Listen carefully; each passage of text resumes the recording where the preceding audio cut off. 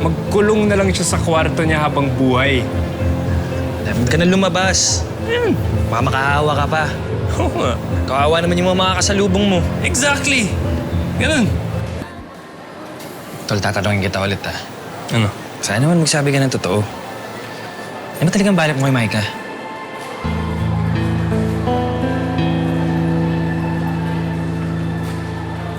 Tol, gusto ko si Maika. Bakit ba? Gusto ko siya ligawan eh. Wala namang problema kung mabuti yung motibo mo. Mabait na tao si Maika. Tsaka, palapit na rin yung loob ko sa kanya. Kaya ayaw kong nakikita siya nasasaktan. Ano tol, pag ako makakasakit agad? Labo mo tol. Lola! Sabihin natin, hindi maganda si Maika. Wala na mapaglagay ng pimples, ng baduy, manang. Eh, kawawa naman yung tao pag buong buhay, hindi man lang maka-experience ng jowa. Alam mo, ang sabihin mo sa kanya, magkulong na lang siya sa kwarto niya habang buhay.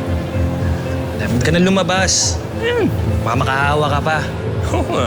Kawawa naman yung mga makakasalubong mo. Exactly. Ganun. Huwag na lang akong lumabas.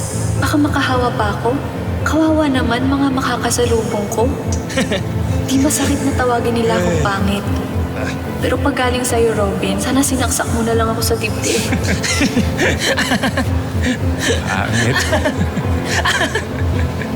Ay, tako. O, saan pupunta yun? Aba, ewan ko sa'yo. Kanina pa ako nagsasalita dito, eh, di ka pala nakikinig. Si Lola kasi, umagay ka. Ah, hello po, Lola. Basta lang, yung billing ko sa'yo Pahinga ka, pagaling ka. Inom ka ng mga gamot mo.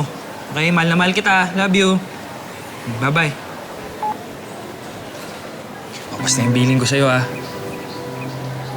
Sa oras na masasaktan si Maika, sa akin ka mananagot.